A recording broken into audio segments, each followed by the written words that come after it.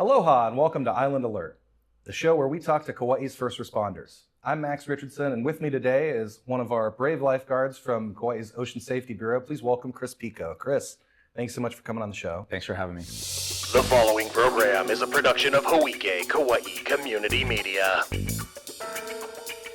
Island Alert was made possible in part by the Kauai Island Utility Cooperative.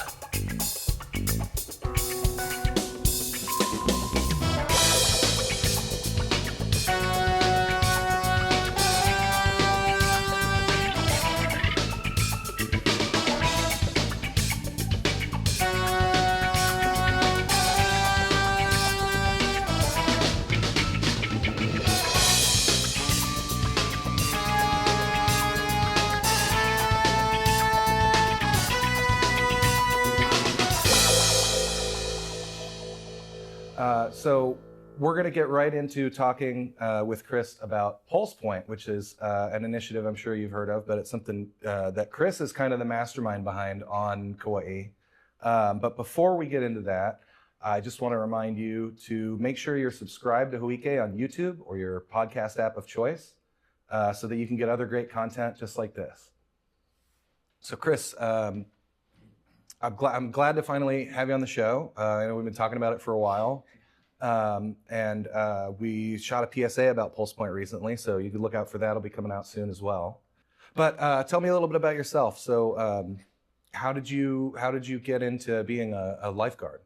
I saw this rescue, probably, I must have been like 16 years old. I was a crew guy for Captain Zodiac. And what happened was one of the tour boats went in what we'll call a two-door cave. And as they're coming around the entrance or the exit, they got hit by a wave and the people ended up on the rocks. The boat was shot. Yeah. And so the fire guys, they came down in their Zodiac and they swam down, they swam in and, started pulling guys out. And, and I was pretty impressed by it and was like, shoot, when I get older, that's kind of what I want to do. Yeah. And it kind of started the trajectory of like, my path. And then, coincidentally, I ended up doing a rescue down there. That same exact scenario. Oh, yeah? Yeah. Years later, kind of like was the first time I really cut my teeth on like my first rescue. And yeah, so here I was like, it was probably like, I don't know, 10 years later or whatever it was from the time that I saw the rescue to actually doing it. And, it worked out. Everyone, was safe and survived. Well, that's a hell of a story, man. That's really and that's incredible, and that's really cool that it came like full circle. The thing that inspired you to be a lifeguard. Yeah, you got to then do that exact thing. Yeah, and you got to save real lives, which is that's that never gets old, and you can't describe the feeling of saving someone's life. No, you can't. And it's like the best feeling. It is. Yeah, it's it's like that warm, fuzzy feeling, Yeah. That's the only way I've ever heard people describe it. Is like, yeah, you get the warm fuzzies. Yeah. So you're an island boy then. You said you were a teenager working with Captain Zodiac on Kauai. So are you born and raised here? I was born on Oahu, and then we moved here when I was 2. Okay, very cool. So so you're a Hawaii boy from the start. Yeah. Awesome. Yeah. I moved away for a little bit when I was after high school. Yeah. And that's kind of like where I started lifeguarding. I was a lifeguard in San Diego for a couple of years. Okay. Very cool. And then I did that, and it was a great experience. And when I heard they were hiring here, one of my friends, he was like, hey, you should come home. And so I came home. Oh, for sure. Yeah, no question. And no question. Yeah, it was cool. I don't know, I still look at my time in San Diego as like a highlight. Really close with the guys that I went through my academy with, my old roommates who are still lifeguards and stuff. But it's great to be home. So you're a lifeguard, you have search and rescue experience, you have life-saving experience, you're a first responder. Mm-hmm. But today we're here, I can talk to you about this stuff all day, but we're here to talk about PulsePoint, yes, which is a program that I've been hearing about a lot from a lot of different people I've had on the show, and from like Mayor Kawakami is a big PulsePoint guy. I've talked to him about it before. And I mean, it sounds like a great thing. It sounds like something I'm really excited about. But I recently learned that you were kind of the sort of the catalyst for PulsePoint arriving and being pushed so hard on this island. So tell me about that. What inspired you, I guess, first of all, what inspired you to push PulsePoint, and how did you get it onto Kauai? So I'd heard about it from a friend who's a lifeguard on Oahu. Yeah, you know, he told me about it, and he's like, yeah, there's this app and this and that, you know, like he actually, I think he was a supervisor on the east side and responded to a call. It got like pretty like, well, you know, like widely covered news, and, you know, it was a pretty big rescue or whatever it was. So I'd heard about it.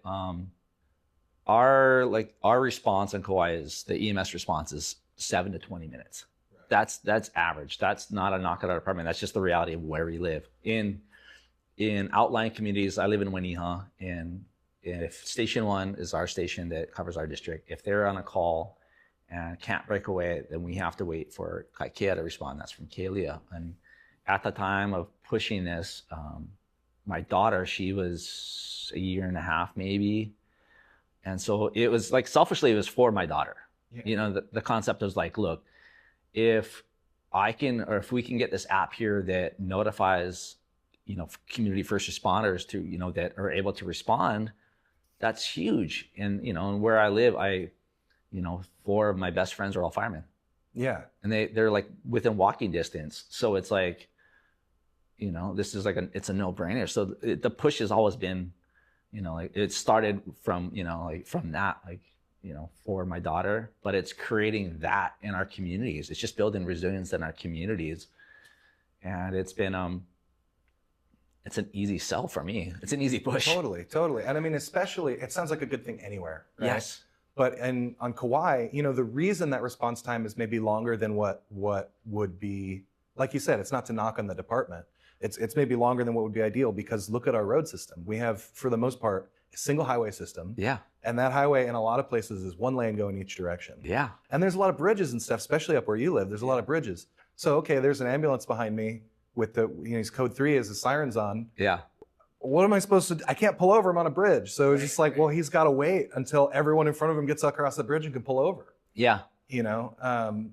Yeah. But yeah, if you've got a first responder across the street, yes, down the block, yes, somewhere where he or she doesn't have to get on the highway, they can just pop right there. Yes. That could be the difference between a patient living and not living. 100%. Yeah. And that's huge. Yes. I love that. Yeah. I mean, there's 3, or I guess there's 3 levels to it. There's like your layperson, anybody can get it, right? Right. And they'll get notified of emergencies in public areas. You know, so at its core, it was designed to notify users of cardiac emergencies nearby. That was why it was designed. So like if you're in a public area and there's a cardiac emergency, you know, you can respond. Yeah. You know, there's also your doctors and nurses. So we've gotten, you know, started with like the ER type people. We've I think it was like 30 something from Wilcox, maybe maybe the same total between KVMH and Mahilona. And then and they'll get like notification of like your home address. Hey, there's a cardiac emergency here. And then you have all your first responders on it who will get notified of, you know, your home address, and so they can respond. Right. So it's, it just connects our community and just builds a resilience in our community. So yeah, and it cuts down on that travel time, right? It does, yeah. And so for those cardiac emergencies, it's supposed to be like walking distance, that you'll get like a critical alert, which is like 800 yards. Yeah. But yeah, there's so many first responders that live around the island, you know, so we're just basically trying to like get more people out there who are first responders to, you know, if they're available, respond. Yeah, because especially, it makes sense that it was created for cardiac events. Yes. Because, and it's been a while since I've done any kind of first response stuff, so correct me if I'm wrong here, but that's the really time critical thing, is like, it could be sometimes seconds. Yeah. Is what makes a difference when somebody's having a cardiac event. Yeah, and I think like after like 3 minutes, you know, your survivability starts to drop. Yeah, but like if you can start CPR like boom right then, then that could save that person's life when then ALS does arrive. Yes, 100%. The big push nowadays is hands-only CPR, and in a non-aquatic environment, that's so huge. Because it takes away from the, like oh, look, listen, feel, 3 to 5 seconds. It's basically like, hey, look, what they're teaching now is like, if you see a guy on the ground or see somebody on the ground and they look like they're unresponsive, shout. If they don't move, call 911 and start compressions on them. Yeah. Like get your landmarks. If there's an AED nearby, hook it up. It won't shock them if they're not shockable. Yeah. And at least start that, because I think it takes something like 8 to 10 seconds to prime your heart, your pump. I guess was kind of what we say. So start those compressions. Yeah. And, and that's like, it's been proven. I had an instance where we pulled a guy out of the water and I was by myself at the time. It was in Honolulu and I just started compressions and the guy like came back. Whoa. And this was like years ago, but still it was like one of those instances where I'm like, look, I don't have anything. So it was like scene safety, what we learn, right? And yeah, I'm like, okay, I'm just going to start compressions. And so I got my hands. Yeah. And, he was a big guy and the guy like made a noise or whatever. I'm like, oh, Jesus, right? And so we got O2 on him and stuff like that. And the fire guy showed up and the guy made a full recovery. That's awesome. Yeah. Yeah, that's huge. Yeah. Yeah, yeah. And the outcome could have been, well, we don't know. We'll never know. But the outcome could have been very different if you had waited to start compressions. Yeah. Or hadn't done them at all. Right. Yeah. That O2, I mean, you can put all the O2 into your lungs that you want. If there's not blood coming through there to pick that oxygen up, yes, it's not going to keep you alive. Yeah. Yeah. Yeah. Compressions are huge. Yeah. Well, cool. Okay. So you had the motivation to bring PulsePoint to the island, right? Which you say selfishly, and you said that before when we were talking about this too, and I got to disagree. I don't think that's selfish at all. I think that's being a good dad, and I think lots of people have daughters and sons that they want to protect. Yeah. And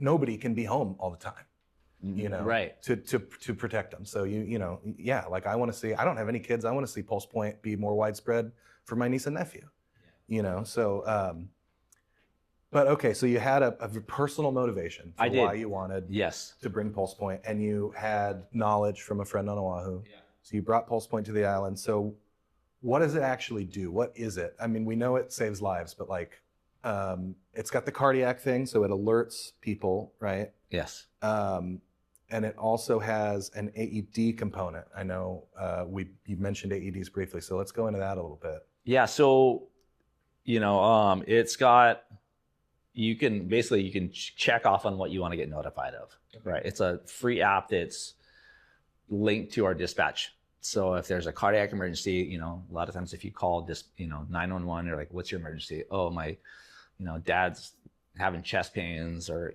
there's a guy having chest pains, we think he's having a heart attack. So the dispatch is typing it in, the alert goes out to PulsePoint, right? So it's got that. And also what it does is it's got AEDs that are registered on PulsePoint, and it'll show up like where the nearest AED is. So if you have the app and you're like, oh my God, I'm at, Princeville Shopping Center, there's an AED right here. There's a guy having a heart attack at ACE, or, whatever it is, right? You can grab the AED and respond. Yeah. And, and like, I joke about it because in the sense that, we teach, how to use an AED to like the third graders. Yeah. So they're pretty self-explanatory. Even lifeguards can use them, kind of thing, right? Yeah. There's nothing like, it talks you through it. It won't shock you if you're non-shockable. It's got like pictures on it to like where you hook the pads up to. Yeah. It's really hard to mess up. It is. They're making them easier, right? So it's like, through this project, we're trying to get more AEDs around the island registered, and just more of them out there, honestly. Yeah, more of them to exist. Yes. And more of them to be known to people. Correct. Yeah. I think so. For those that don't know, for those watching that don't know, AED is an automated external defibrillator, right? So it's, can you explain what it is, what it does?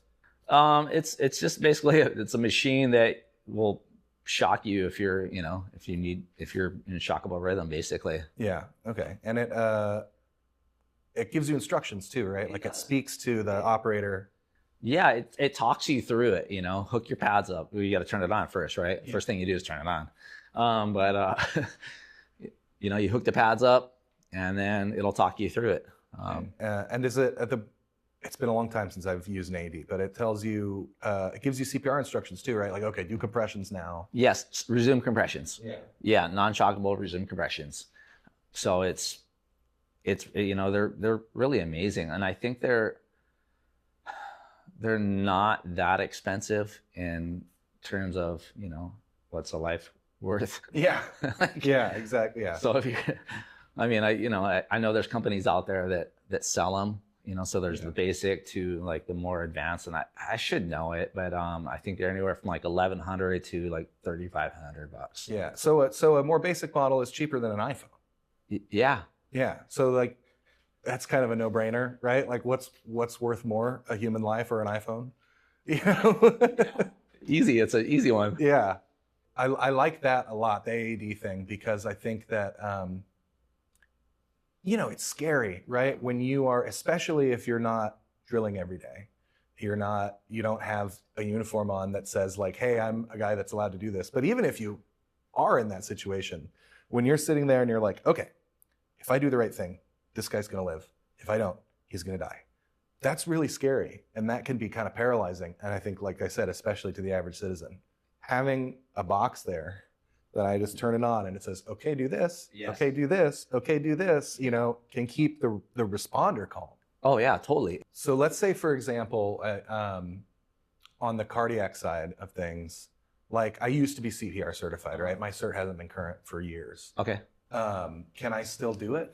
Will it still give me the alert? Am I still allowed to respond? Yeah, you're a good Samaritan. Okay. Yeah. So I think that's a good thing for because I know a lot of people used to be CPR certified. It's at some point everybody's got like a job or you know, they're like a Boy Scout volunteer or something. It's like you got to get your CPR cert, and then they're done and it expires, and then they're like, oh, I don't know if I'm allowed to, you know.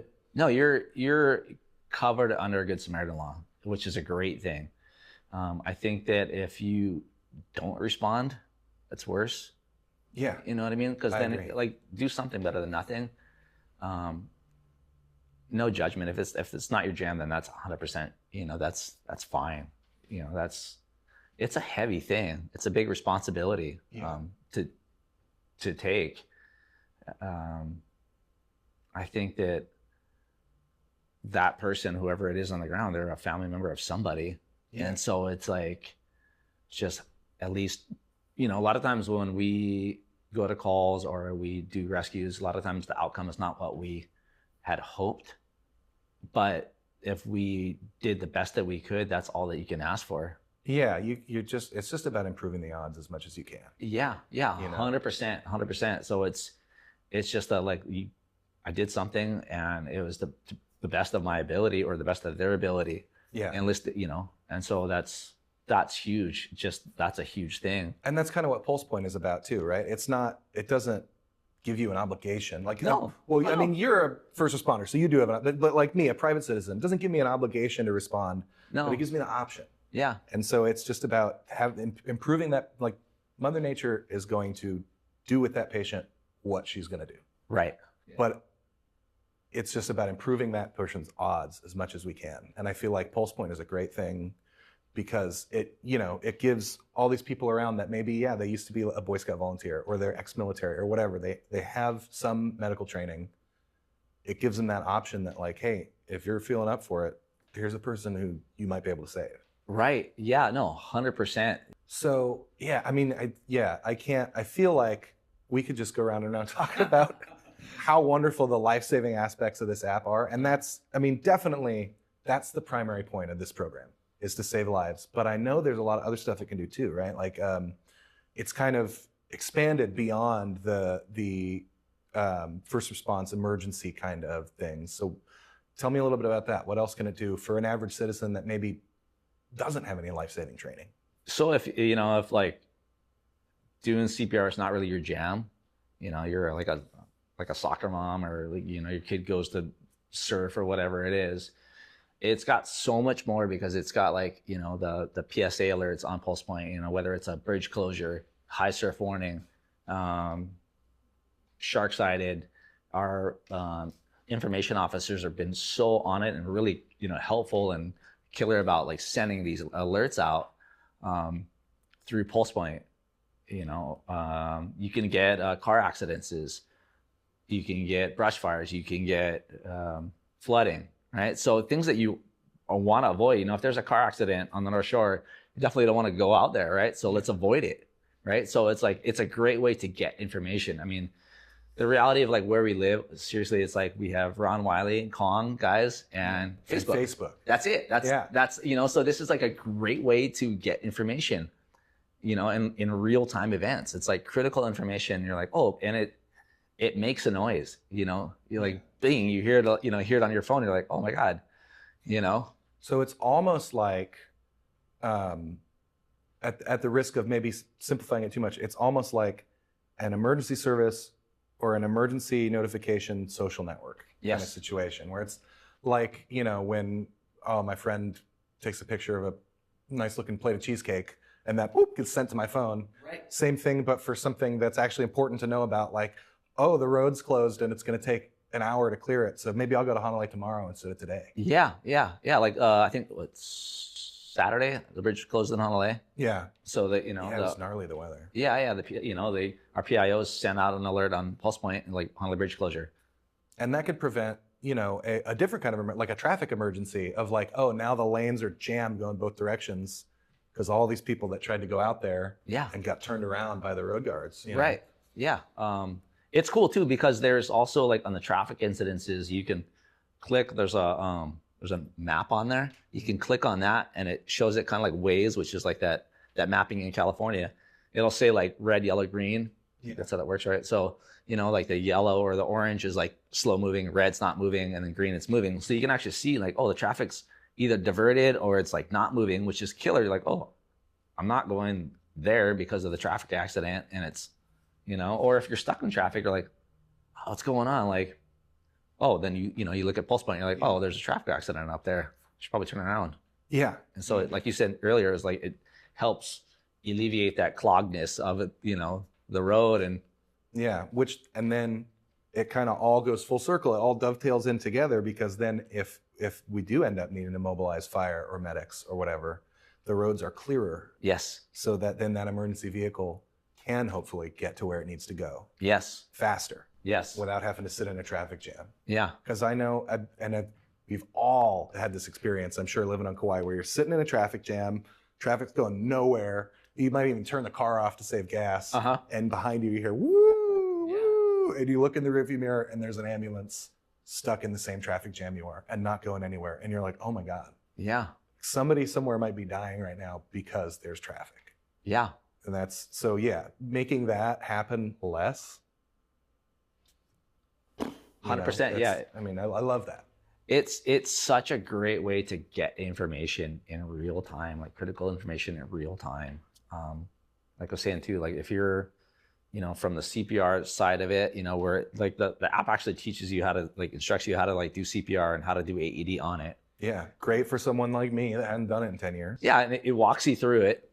Or like not your jam and you want to be alerted as far as like bridge closures or like, the surf or car accident, brush fires on the west side, which is, coming up summertime is a big thing on Aloha, whatever. These are all things that it'd be great to know about. Yeah. And, through this app that's free, you can get notified of it. Yeah. Yeah. In like real time. Yeah. It seems like a total no-brainer. So, and that's a good segue into the next thing that I'm sure people want to know is, so what do I do to actually get, how do I get this app?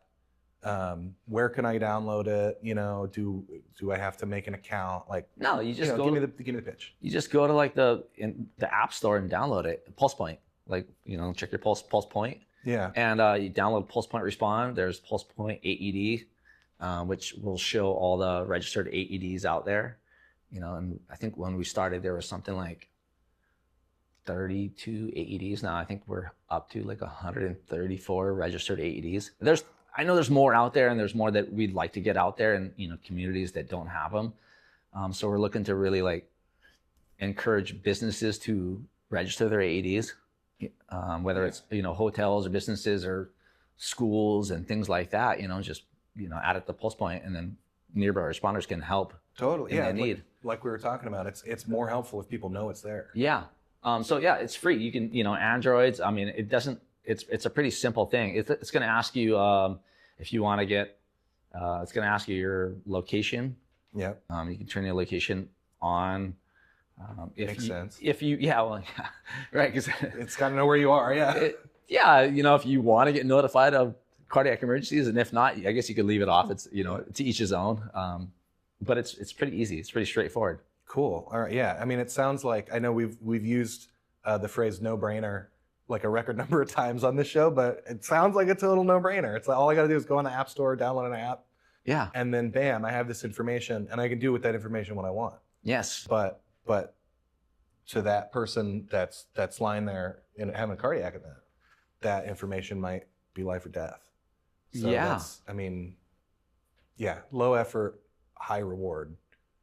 Sounds like a definite I think it's a good thing. good thing. Yeah. I think it's a great thing. And it sounds like you've been having a lot of success in getting this thing adopted and getting like leadership on board. Like I said, I know I've heard the former chief of police, Chief Raybuck, he talked about it on the very first episode of Island Alert. He was real excited about it. I know Mayor Kawakami gets really excited about it whenever it comes up in conversation with him. He's into it almost as much as you. And so tell me about that. Tell me about like, it kind of sounds like it started out as this sort of like a what if kind of idea. Yeah. And now like everybody in the county loves it. Yeah. So the way that it came about was that side of things was like my department had heard that I was working on this project, and they're like, and I think at the time too, not knowing anything, I didn't really know a whole lot as far as like, I was like, oh my God, this thing is so expensive, so I was trying to raise money for it. Yeah. And I was just trying to like do as much work on my end that when I did present it, it was kind of like a no-brainer.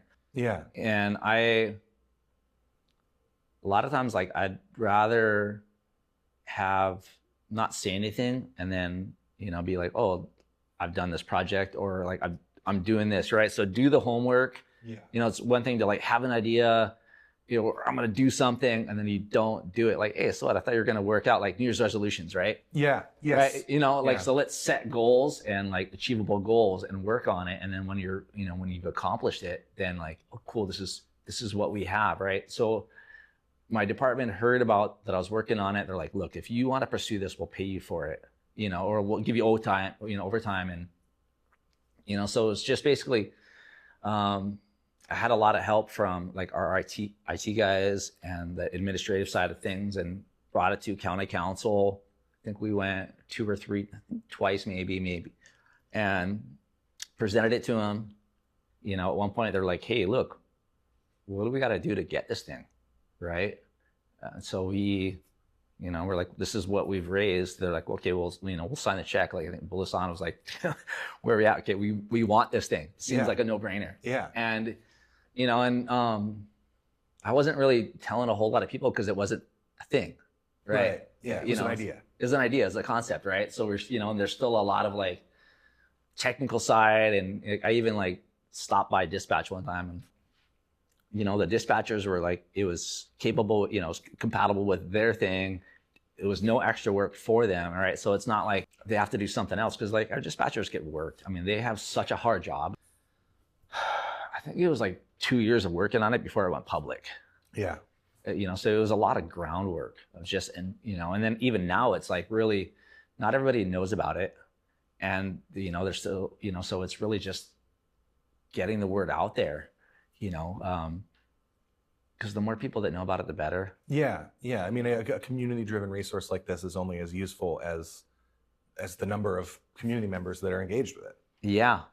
Yeah. And it's just, like I said, like the more people that utilize it, the better off we can be, or they can be, if they're on the receiving end of it, and just knowing about it.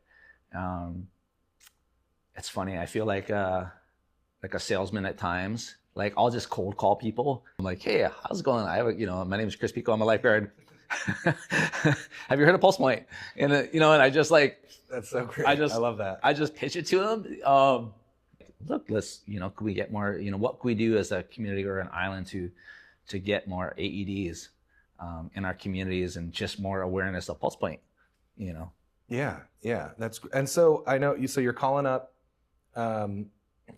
businesses and like commercial phones and stuff. Yes. Trying to get them to get AEDs, but also trying to get them to register their AEDs. Yeah. So what do you tell them when you tell them how they can register their AED with PulsePoint? They can either go to the app, download the app, and just register it through the app. Okay. Wow. So it's super easy. It's super easy. Don't even have to get up off your butt. Yeah. No. I mean, in our thing is like, look, PulsePoint #1, right? Like, check out PulsePoint, right? And then if you have AEDs, just register it through the app. It doesn't cost anything. We have people that are, like myself and a couple other people will go by and just verify it, that it's there. So let's say I'm a business owner. I have an AED in my store or whatever. I'm not super tech savvy. Can I call OSB or KFD, or can I call someone to Yeah, you can. to help register my Yeah. AED? We're it's interesting being in like the role that I'm in, where it's like there's no like written guidelines on like, as far as like, we're just kind of like, here, like, you're just gonna run with it, you're on point, and like to the best of so they can maybe put them in contact with me. And I wear a lot of hats, like primary is lifeguard, but like PulsePoint is my passion project. I believe in it, and I want it to succeed, and I think it has. So whether I'm like at work and it's slow, or up early or staying up late working on it, or my day is off, it's like everything is PulsePoint driven.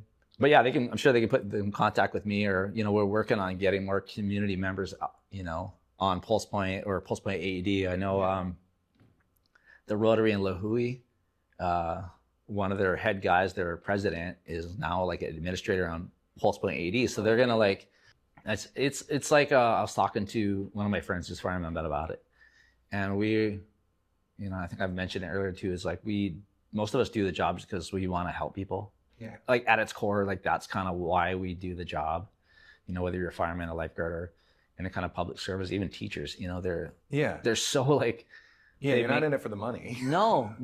It's just sad too in certain ways, but like, we love what we do, are passionate about our job, and like promoting PulsePoint and working on it is a great way to affect the lives of others without directly, what I mean? Like, I'm not like touching them, but like the fact that PulsePoint's out there and it's able to help people is huge. And just promoting it and like the ripple effect, hopefully it will, at least. Yeah, and I mean, I think it's just, wow, this is amazing. It's so amazing having you come on the show and talk about this. It's such a great story because like it's literally impossible to measure. Who knows? But there are already are people, or there will be people who will be alive because you took this upon yourself and decided to do extra work off the clock, out of uniform, at home, to get this program brought here. And this program could save someone's life, and it wouldn't have been able to. I'm really grateful for the opportunity. Like, truthfully, I mean, it's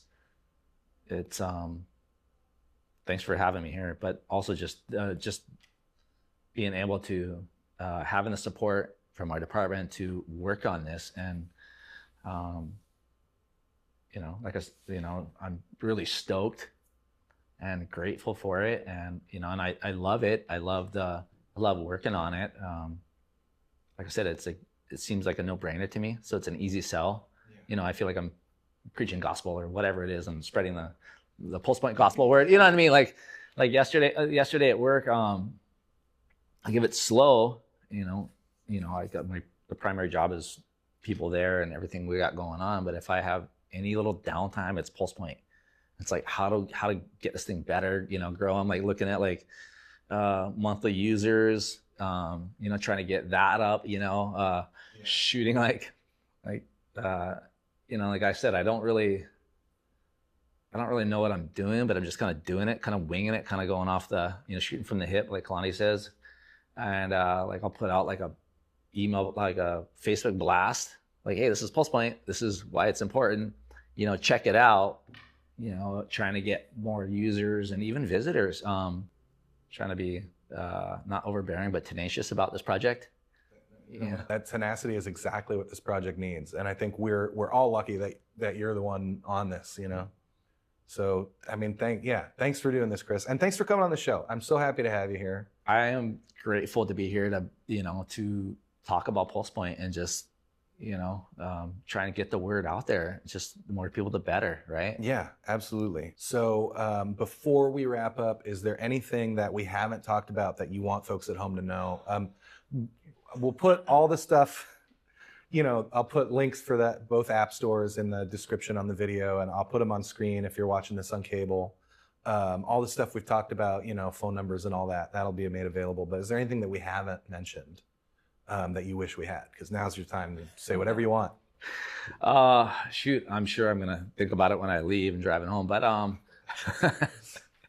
no, I mean, you know, like if you haven't checked out PulsePoint, check it out. If you haven't registered an AED, you know, register your AED. You know, we're looking to get more awareness and AED awareness out there, and, you know, from like the schools to community businesses to all the hotels, condos and places like that.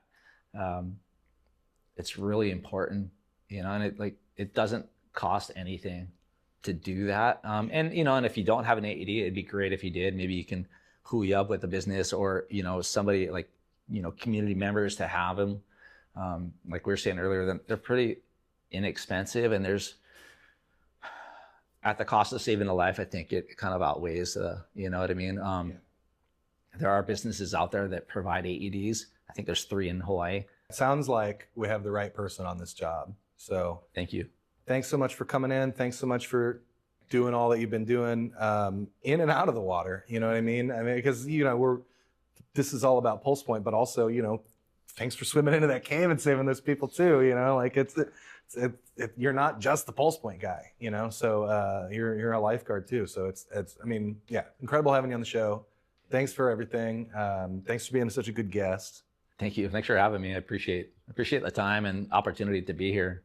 And I definitely want to follow up with you and maybe, you know, get some more, you know, maybe have some segments or something with you on a later episode. Yeah. I always have a good time working with OSB for this show. So thank you. Thank you. Yeah. Anytime. I'm happy to come back. Yeah. Well, we've got each other's numbers now. So, but yeah. All right. Well, that's all we have for today's show. So make sure you tune in next time. We're going to talk to another one of Kauai's professional heroes. But until then, stay safe out there. Aloha.